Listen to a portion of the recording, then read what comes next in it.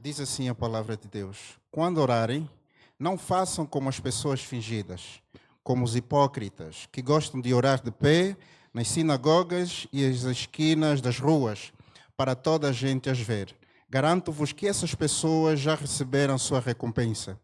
Tu, porém, quando quiseres fazer oração, entra no teu quarto, fecha a porta e ora a teu pai que está presente sem ser visto. E o teu pai, que vê o que se passa em segredo, há de recompensar-te. Quando orarem, não usem muitas palavras, como fazem os pagãos, que pensam que é por muito falarem que serão mais facilmente ouvidos. Não sejam como eles, pois o vosso Pai sabe muito bem do que vocês precisam antes de lhe o pedirem. Há aquelas frases que ressoam da nossa vida durante muito tempo. Uma dessas pequenas frases encontra-se também numa pequena obra literária que se chama O Príncipezinho e que marcou gerações, de Antoine Saint-Exupéry. Ele escreveu: o essencial é invisível aos olhos. Mas antes desta frase ser uma frase poética, ela é uma frase teológica.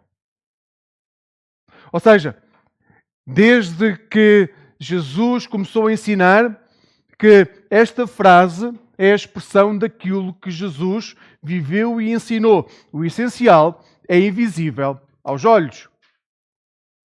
No mundo que mede o seu valor por aquilo que vê, Jesus aponta para o invisível, para aquilo que não se vê. Num tempo em que a religião se exibe nos gestos, se exibe nas vestes, nos aplausos, nos holofotes, no tamanho do palco, Jesus convida os discípulos a entrarem no seu quarto, a entrarem no seu lugar secreto, a entrarem no seu recanto de oração, no seu quarto de oração, a ir permanecerem, fecharem a porta e serem verdadeiros com o Pai. No silêncio, na simplicidade, o reino de Deus cresce à medida que o nosso coração se aproxima do coração de Jesus.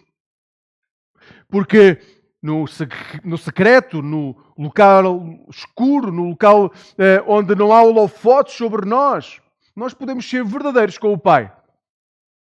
Não há máscaras. Em 2013, quando depois de irmos para Angola, voltarmos, iniciámos um processo de revitalização na igreja onde estávamos, a igreja lisbonense, e descobrimos esta frase de uma forma inesperada. Eu e a Xana iniciámos um grupo de louvor com irmãos de várias igrejas. E esse grupo chamava-se Yahvé. O nome do grupo era uma afirmação daquilo que nós queríamos que fosse a realidade do louvor. O Deus que está presente, o Deus que é. O Deus que não se ausenta. Nós queríamos cantar, queríamos que quem chegasse àquele lugar pudesse ouvir claramente o nome do Senhor, pudesse ter disponibilidade para estar perto do Senhor. E queríamos que o Senhor fosse adorado sem os entraves que normalmente nós colocamos quando começamos a tentar convencer as pessoas daquilo que só o invisível e aquilo que a fé consegue fazer. Então começámos a organizar cafés, concertos mensais, e no meio dos cabos e das guitarras surgiu a t-shirt, e a t-shirt tinha a frase que era o mote do grupo de louvor: o essencial é invisível aos olhos. Na época eu ainda não sabia o quanto isso ia moldar a minha fé. Foi no processo de revitalização que eu descobri que a primeira coisa que havia que revitalizar não era a igreja, era o meu coração. Que a primeira coisa que havia que revitalizar não era a igreja, era o coração dos adoradores. Enquanto o coração dos adoradores não se transforma, nós nunca vamos revitalizar uma igreja. Porque antes que o louvor transforme o ambiente, ele precisa de transformar aquele que o oferece. Antes de qualquer louvor transformar o ambiente desta igreja, transformar o culto desta igreja, ela tem que transformar o coração e a vida de cada um de nós. Se nós não formos transformados, o ambiente, o espaço onde estamos, nunca irá mudar. Foi esse o ensino que encontrei em Mateus 6. O centro da vida espiritual não está naquilo que os outros veem. Está naquilo que Deus vê quando nós estamos sem máscaras diante dele. A fé autêntica floresce onde o olho humano não alcança. É aí, onde o olho humano não alcança, que a fé pode florescer, transformar a nossa vida, transformando a nossa vida, transforma o ambiente que está à nossa volta. Então a primeira coisa que vos quero falar hoje é que a ilusão daquilo que se vê quando o exterior apaga o essencial. O versículo 5 começa a dizer: quando orarem, não façam como as pessoas fingidas, ou seja, como as hipócritas, depende das traduções, fingidas, hipócritas, que gostam de orar de pé nas sinagogas, nas esquinas das ruas, para toda a gente as ver. Garanto-vos que essas pessoas já tiveram as suas recompensas e tenham muita atenção àquilo que está a ser dito. Nós temos que levar a palavra de Deus a sério. Nós não estamos a falar de interpretações do Antigo Testamento, estamos a falar de uma frase muito direta, muito clara de Jesus para nós. Se aquilo que queremos é aplausos teremos, acabou-se a recompensa, não há mais nada para nós. Há uma tensão permanente entre aquilo que é visto e aquilo que é verdadeiro. Jesus conhece o coração humano como ninguém. E Ele sabe o quanto gostamos de reconhecimento, o quanto gostamos que os outros olhem para nós, o quanto gostamos de sermos aplaudidos e como isso alimenta a nossa alma. Nós gostamos de ser reconhecidos. Está não somente na nossa natureza, como está naquilo que nós gostaríamos realmente que acontecesse. Mas também, Jesus sabe que quando o coração vive para isso, fica um grande vazio. A palavra hipócrita, usada por Jesus, vem do teatro grego, que significa aquele que usa uma máscara. Aquele que coloca uma máscara e que entra no teatro, entra na peça, coloca uma máscara, porque deixa de ser ele próprio para ser uma personagem diante do palco. Onde as pessoas irão reconhecer a personagem que está com a máscara, mas não a pessoa que está atrás da máscara. No fundo, o que Jesus está a dizer é que é possível praticar atos religiosos sem nunca tocar aquilo que é essencial à fé. Nós podemos ter atos religiosos constantes e a fé nunca ser tocada. Podemos usar uma máscara constantemente e permanente. O problema é, quando nós usamos muito tempo a máscara, ela quase que fica colada. E nós deixamos de perceber o que é máscara e o que é que não é. Sabem? Quando um animal está a crescer, isso usava-se, por exemplo, nos cães, eram forçados a crescer, forçando partes dos ossos para que eles ganhassem determinada forma. Cuidado, as nossas máscaras podem estar-nos a apertar tanto a nossa cara, aquilo que nós somos, que elas estão mesmo a moldar a nossa essência. E quando a máscara sair, nós já não somos. Já não sabemos quem somos, porque já estamos moldados demais pela máscara que temos. E isso faz com que nós deixemos de saber quem somos, porque temos uma máscara, dentro de nós há outra pessoa, e nós começamos a misturar-nos tanto que deixamos de saber quem somos. A aparência espiritual é uma das maiores tentações da vida de fé do crente. Porque o exterior é fácil de imitar. O interior é impossível de falsificar diante de Deus. Não há como falsificarmos quem nós somos interiormente diante de Deus. Os fariseus sabiam citar as Escrituras como ninguém. Aliás, eles sabiam as Escrituras de cor.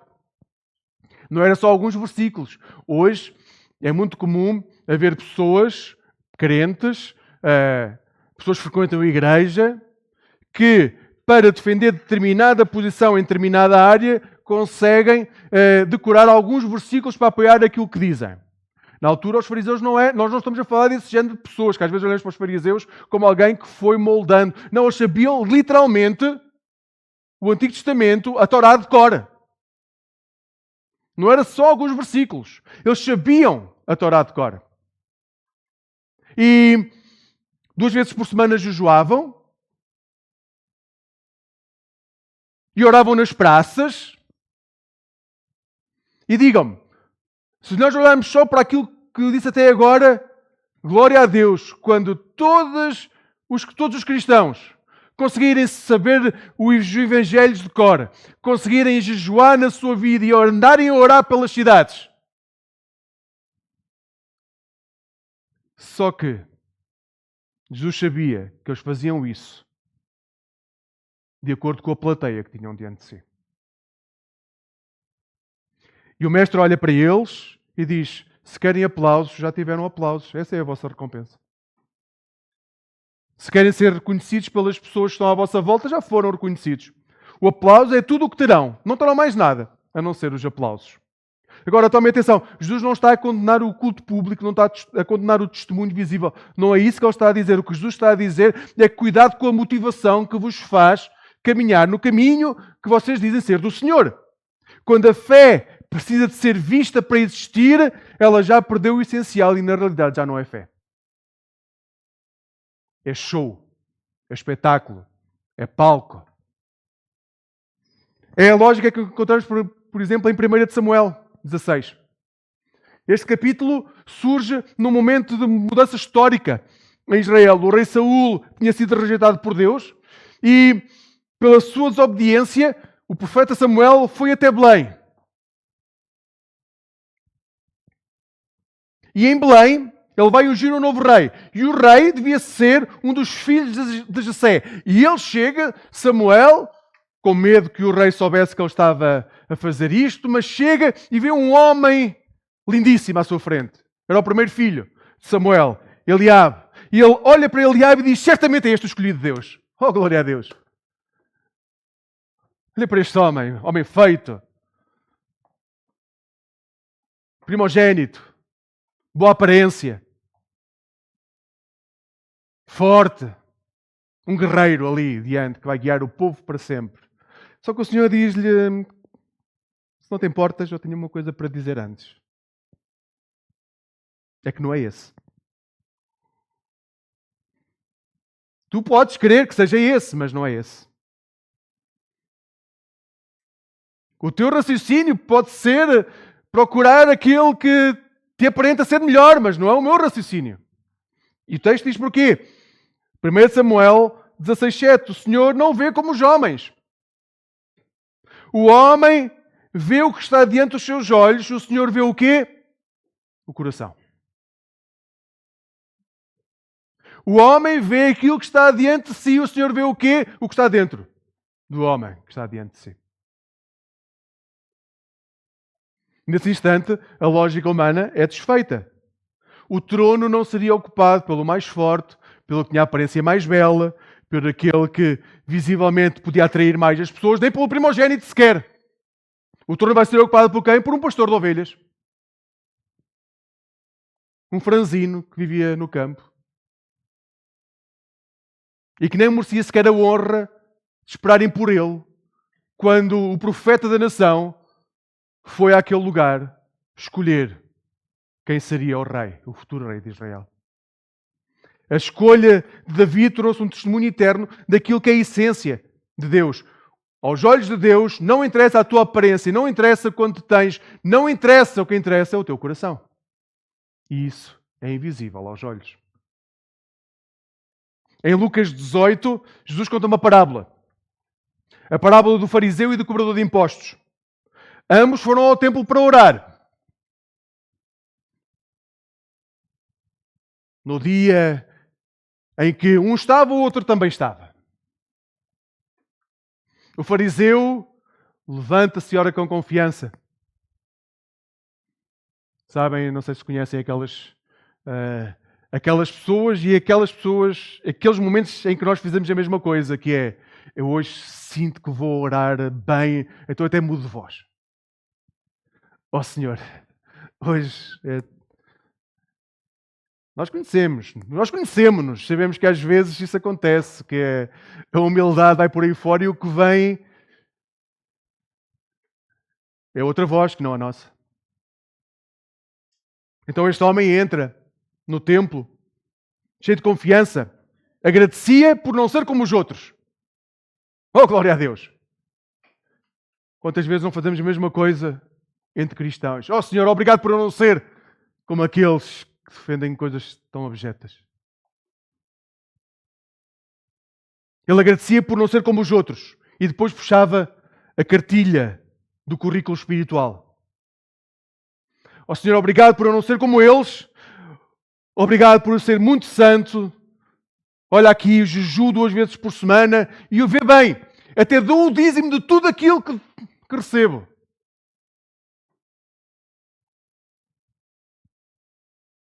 O cobrador de impostos, de longe, nem se atrevia a levantar os olhos do chão. Apenas murmurava: oh meu Deus, tem compaixão de mim, que sou pecador. Um parênteses só. Na vossa vida, no dia em que não souberem o que hão de orar, em que tiverem uma branca, em que não houver nada, em que estiverem completamente vazios, orem esta oração. Oh meu Deus, tem compaixão de mim, que sou pecador. E Jesus concluiu: afirmo-vos, versículo 14, Lucas 18, 14. Afirmo-vos que o cobrador de impostos foi para casa justificado aos olhos de Deus, ao contrário do fariseu.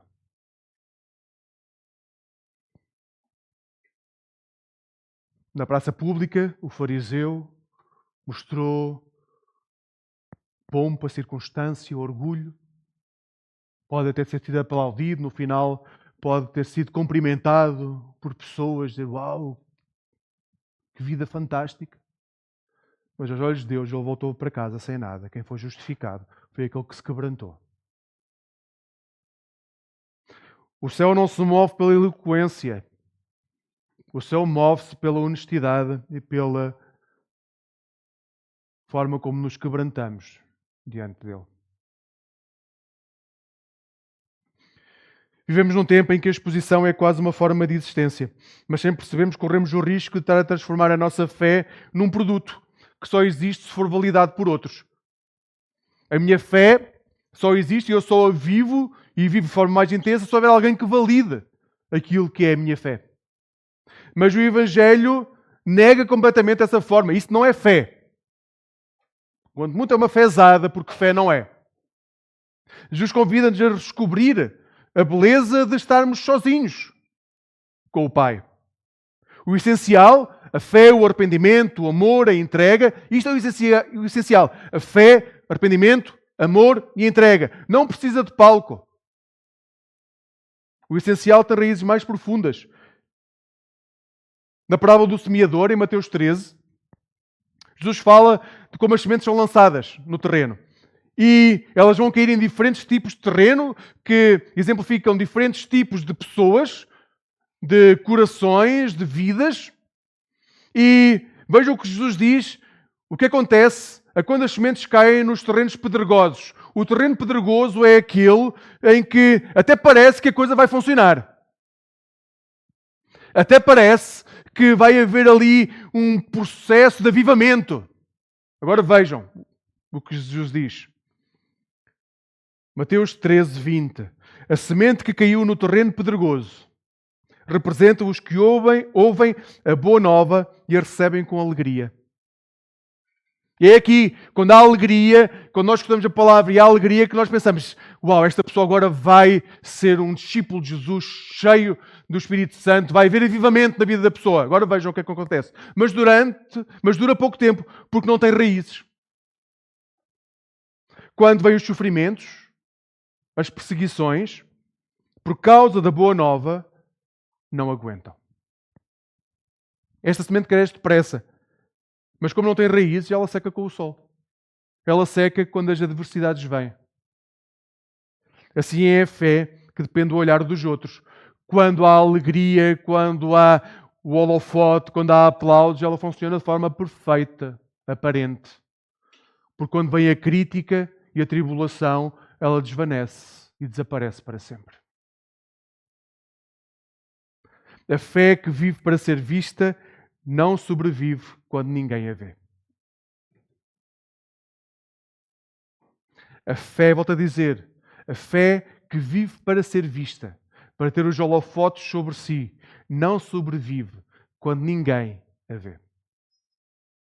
E o texto continua, diz o versículo 6.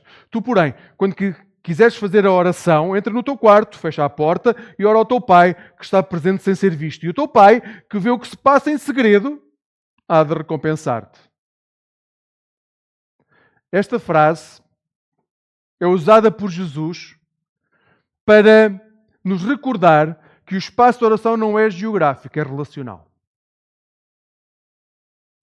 O espaço de oração, de louvor e de consagração não depende de um lugar. Depende da relação que existe com aquele que adoramos. Depende da relação que temos e da forma como reconhecemos o nosso Deus. Depende se nós acreditamos verdadeiramente e profundamente que o Senhor nosso Deus tem o poder criador sobre tudo aquilo que existe.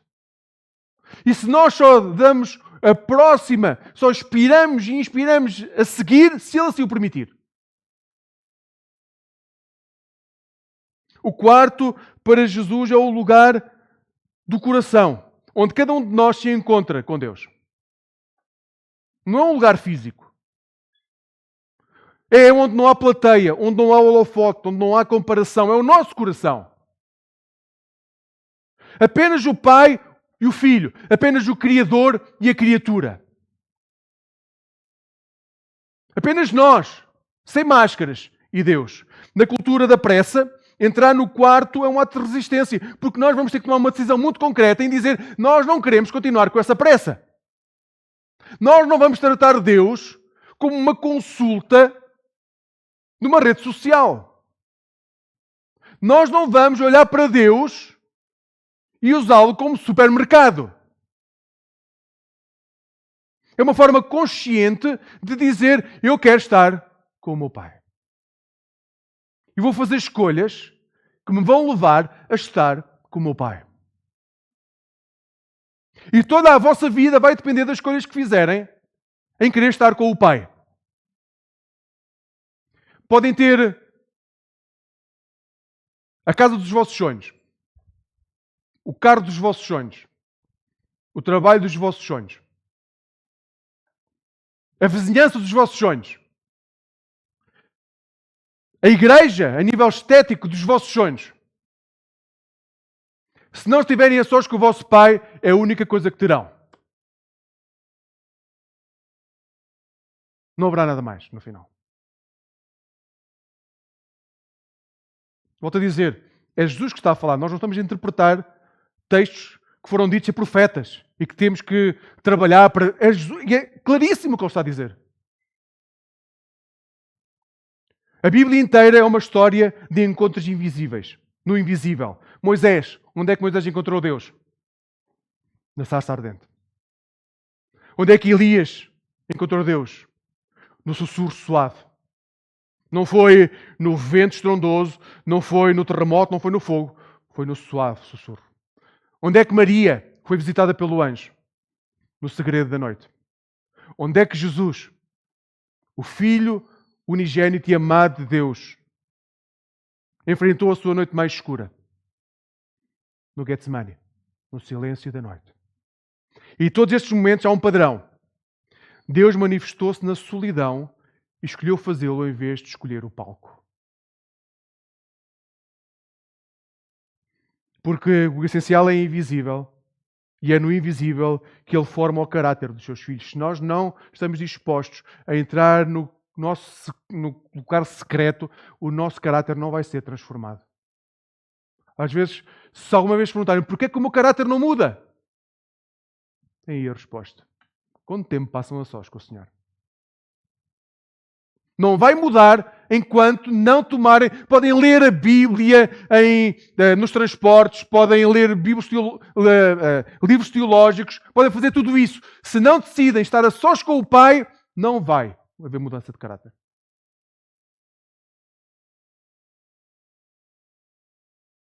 Há muitos ateus, professores de teologia, conhecem a Bíblia melhor do que qualquer um de nós e não aceitam Jesus como Senhor e Salvador.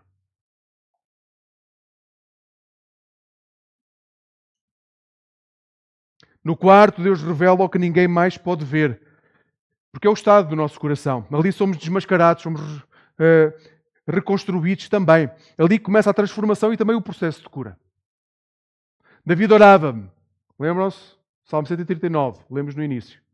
Examina-me, ó Deus, e conhece o meu coração. Põe-me à prova e conhece os meus pensamentos. Este é um pedido arriscado, tenho que vos dizer. Porque quem se deixa sondar e diz: Senhor, examina-me, sonda-me, Perde o direito a ter uma máscara. Perde o direito de dizer, Senhor, vê como eu gostava de ser. Não é. O texto diz é examina-me, conhece o meu coração, conhece o interior de quem eu sou. É muito arriscado fazer as orações dos salmos. Porque pode levar à nossa transformação e muitas vezes nós temos medo de sermos transformados. Não queremos mudança. Ou a mudança que queremos é aquela que gostaríamos e que temos planeada. Não a mudança que o Senhor tem para nós. A alma só se torna inteira quando é olhada pelo amor que tudo vê e ainda assim tudo perdoa. Jesus diz, e o teu Pai, que vê o que se passa em segredo, há de recompensar-te. A recompensa do segredo, no secreto, não é um sucesso público. E nós gostaríamos de ter sucesso público, ser aplaudidos. Mas isso é uma mentalidade muito de império. Porque durante os primeiros 4 séculos o que havia eram homens e mulheres que consagravam a sua vida por amor do Senhor, estando dispostos a morrer por isso.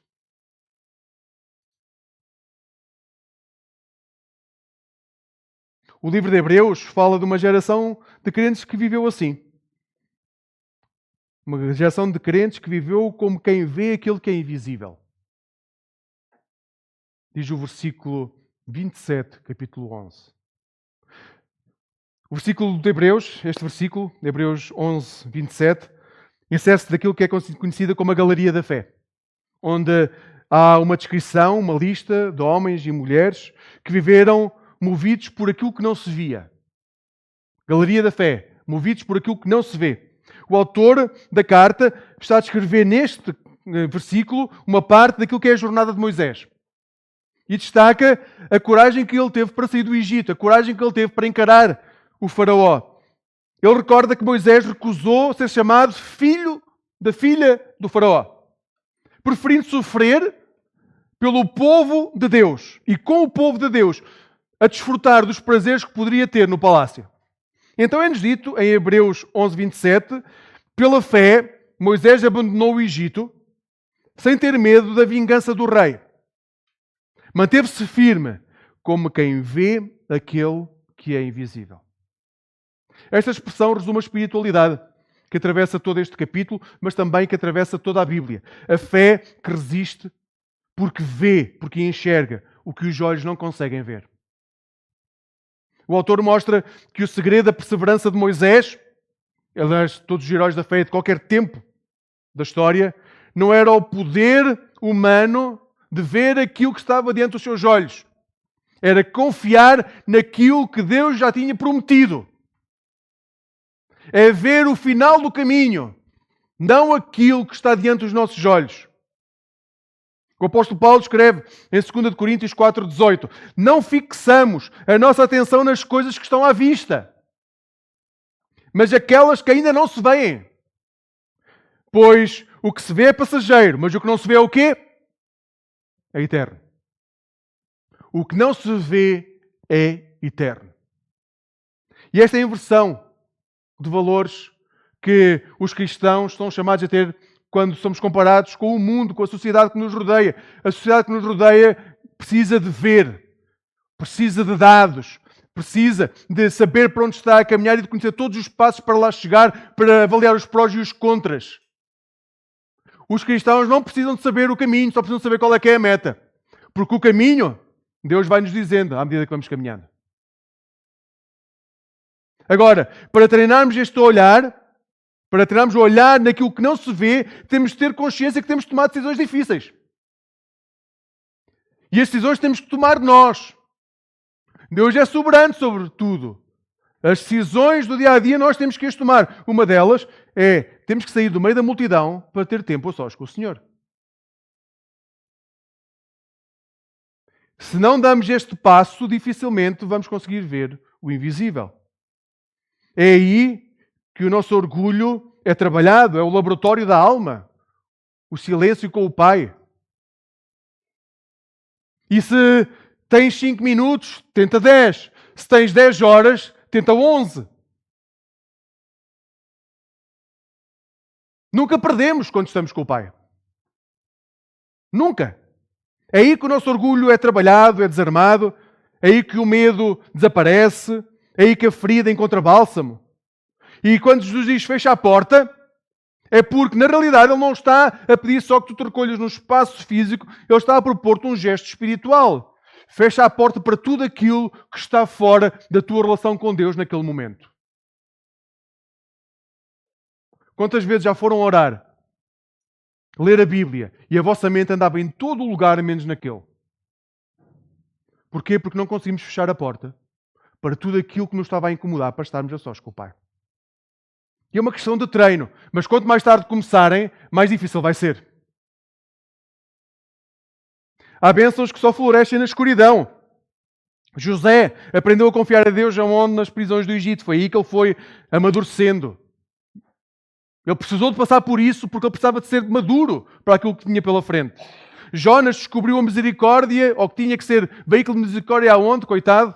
Também não teve muita hipótese, na barriga do peixe. Também precisou desse tempo para quê? Para maturar. Paulo ouviu a graça muitas vezes no silêncio das celas onde esteve. Aí deu testemunho poderoso. E Jesus, mais uma vez, no Getsemane, testemunhou a força da obediência no meio da solidão da noite. Todos eles provaram a fé que nasce do Evangelho. O essencial é invisível aos olhos. O essencial tem que ser trabalhado e tem que ser feito através de escolhas que nós fazemos todos os dias da nossa vida. E o texto termina a dizer, quando orarem, não usem muitas palavras como fazem os pagãos, que pensam que é por muito falarem que serão mais facilmente ouvidos. Não sejam como eles, pois o vosso Pai sabe muito bem o que vocês precisam antes de lhe pedirem. A terceira parte deste ensino é um convite à confiança. Jesus coloca a oração da ansiedade, da exposição, de um lado, e coloca do outro lado a intimidade com o Pai. Se nós vamos orar da forma ansiosa, como se Deus não soubesse aquilo que nós estamos a passar, como se nós tivéssemos que convencer Deus a sermos tratados por filhos, nós ainda não temos intimidade com o Pai. Assim Jesus desarma a crença de que é por falar muito. Nós às vezes gostamos de falar muito, que vamos convencer Deus de alguma coisa. Parece que estamos num diálogo filosófico com Deus para saber como é que o vamos convencer a mudar-se para o nosso lado. Aquelas orações entre jogadores de futebol de um e do outro lado do campo, a ver quem é que tem mais força na oração, para ver quem é que ganha no final do jogo. Nós não temos que convencer Deus de nada. A oração é uma relação que só se constrói com base numa escolha.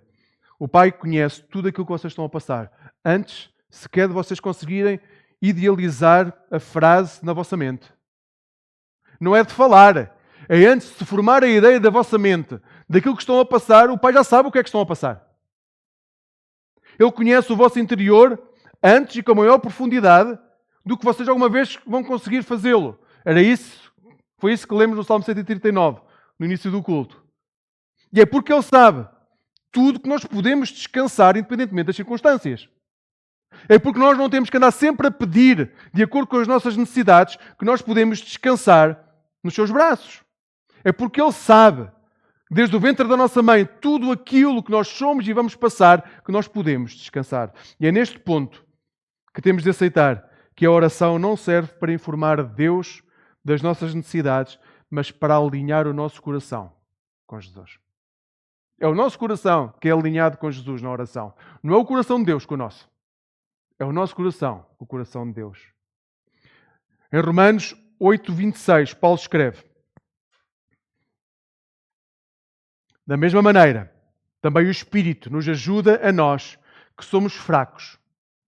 Com efeito, nós não sabemos orar como convém, mas o próprio Espírito pede a Deus por nós com gemidos indescritíveis. O invisível está dentro do nosso coração. Nós não sabemos como é que orar. O que é que o apóstolo Paulo vai dizer? Não se preocupem, porque o Espírito de Deus está em vós e Ele próprio vai orar da forma como vocês não conseguem orar. Na dúvida, deixem o Espírito orar por vós. Senhor, tem compaixão de mim, que sou pecador. Porque tudo aquilo que for verborreia, que sai da nossa boca, vai estar a querer convencer Deus de algo que ele já sabe e já conhece. Só temos de escutar o Espírito que já habita em nós e deixarmos ser guiados por Ele em oração. A fé bíblica é desde o início um exercício de invisibilidade. Abraão saiu da sua terra para onde? Para um sítio que não conhecia, nem sabia para onde é que ia. Moisés abandonou o palácio por uma promessa que não via. Maria aceitou o impossível, apenas porque acreditava que para Deus nada é impossível. E Jesus caminhou até a cruz, confiando que da morte brotaria o quê? A vida. O invisível. Aquilo que não conseguimos ver, enxergar, mas que há uma promessa mais distante que nos firma aos passos. Todos eles viveram por aquilo que não viam. E é por isso que Hebreus 11:1 define a fé como define. A certeza das coisas que se esperam e a garantia das coisas que não se veem. A certeza das coisas que se esperam, a certeza da meta, a certeza por onde é que vamos chegar, e a garantia das coisas que não se veem. Essa meta garante-nos coisas que, apesar de não vermos, nós sabemos que têm que acontecer para chegarmos à meta. A meta, nós vamos chegar, o caminho, nós não sabemos como é que vai acontecer. Isso é fé. A fé é olhar para lá do invisível. Jesus viveu assim. A sua fé do ordinário. Ele via, por exemplo, fé onde? No centurião romano. Jesus via fé naquele homem que toda a gente queria matar naquela terra. Ou no mínimo expulsar. Jesus via fé na gratidão de uma viúva pobre que não tinha nada para dar. E naquele pequeno gesto, ele viu a fé de alguém. Jesus viu fé na grandeza de uma criança. Jesus viu fé na esperança de um ladrão arrependido. Ao contrário do que muitas vezes dizemos, não era bom ladrão, era só ladrão. Jesus via o que os outros não viam, aquilo que os outros ignoravam. E nós somos chamados a ter esses olhos para com aqueles que estão à nossa volta, se queremos ser discípulos de Jesus. Vejam para lá das aparências. Então, no fim, o Evangelho ensina-nos a olhar com os olhos que nós temos para aquilo que é invisível e a reconhecer a presença divina no meio do comum. E no meio do comum confiar em Deus. O essencial é invisível aos olhos. E é precisamente por isso que nunca se perde. Porque está além daquilo que nós podemos tocar. O amor, a fé, a esperança e a fidelidade são realidades invisíveis, mas que nós temos que ir trabalhando dia após dia na nossa vida para que o nosso mundo seja sustentado por aquilo que verdadeiramente é importante para Deus e não aquilo que é importante para quem está à nossa volta. O amor, a fé, a esperança e a fidelidade são o oxigênio do reino. Tem que haver em abundância para que as pessoas possam respirar. Cada crente é chamado a redescobrir o poder do lugar secreto. Se não tem tempo a sós com o Pai, exorto-os profundamente, tirem tempo para estar com o Pai. O risco de estarem a fazer de conta que sabem o que é que estão a fazer é enorme para a vossa alma. É enorme. E nós estamos a falar de ser enorme de... Bem, se calhar vais ter que ficar mais 5 minutos na fila ou vais chegar um bocadinho mais tarde. Não estamos a falar disso. Se nós não adoramos Deus como Ele é, adoramos outra coisa qualquer. Tirem tempo a sós com o Pai. Porque o Pai que vê o que está escondido ainda recompensa quem deseja estar com Ele. A sós. E ainda recompensa quem confia nele como o soberano sobre a terra. Na folha que tem estão algumas dicas de como ser cristão à segunda-feira, que é onde custa mesmo. Então, vou passar rapidamente, vocês têm a folha, podem ver em casa, e depois também têm as perguntas para os grupos familiares ou para a vossa introspecção pessoal, se quiserem voltar ao tema. No início do dia, silencia o ruído. Qual é a primeira coisa que fazes quando acordas? O que é que está deste lado? Gostaríamos de dizer, não, é a minha mulher e o meu marido, mas normalmente não é. É o telemóvel. Silencia o ruído. Antes de pegar o telemóvel, fala com Deus. Isto é um treino. Isto é para todos nós. Estamos todos no mesmo barco, está bem? Escolhe um versículo simples, guarda-o contigo. Se não consegues ler um capítulo logo de manhã, escolhe um versículo. Aqueles que gostam de fazer devocionais podem fazer os devocionais, mas fiquem com o versículo também. No trabalho, ou seja, levantamos-nos, chegamos ao trabalho. Ser fiel quando ninguém está a olhar. É fácil ser fiel ao patrão quando ele está a olhar por cima. É fácil ser fiel aos nossos companheiros de trabalho quando eles estão mesmo ao nosso lado. Mas ser fiel quando eles não estão também. Faz o bem sem precisar de reconhecimento. Não faças o bem porque vais saber que se continuares a fazer o bem vais crescer na empresa. Faz o bem porque tens que fazer o bem. Porque és discípulo de Jesus. Trabalha como quem serve um propósito eterno. Nós estamos a trabalhar, o nosso trabalho serve para que o reino de Deus continue a crescer. E esse é um dos princípios da reforma. A obra criadora continua através dos discípulos de Jesus nos dias de hoje. Então, se a obra do Senhor continua através dos discípulos de Jesus hoje, tudo aquilo que nós fazemos está a fazer com que o reino de Deus cresça, com que a criação continue a crescer. Então, trabalhem com esse propósito eterno. Nas relações, sejam rápidos a ouvir e lentos em reagir. Se nós ouvíssemos mais Deus quando estamos a falar uns com os outros, metade das palavras que dizemos nem sequer chegariam à mente. Acredita que o essencial nas pessoas também é invisível. As pessoas podem dizer muitas coisas, mas o que elas dizem muitas vezes não está realmente ligado ao que estão a viver e a sentir. Trata-as com essa dignidade. Redes sociais, partilha menos, ora mais. Quando partilhares alguma coisa, pergunta realmente, ou quando estiveres a ver alguma coisa, isso te revela Cristo ou apenas a minha imagem, é aquilo que eu quero?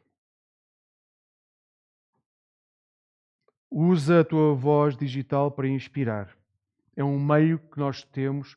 O meio não é diabólico. Se for usado com dignidade e para testemunho do reino, pode ser extraordinário, mas cuidado, porque pode corroer a vossa alma também. No fim do dia, antes de dormir, pergunta: onde é que eu vi Deus hoje? Qual é a graça que eu quero reconhecer? Agradece pelas coisas invisíveis que viveste durante o dia. Entrega o que não controlas e descansa. Enquanto estiveres a dormir, o Pai cuida. Ele é soberano. A sua vontade vai acontecer e não há nada que tu possas fazer para impedir isso.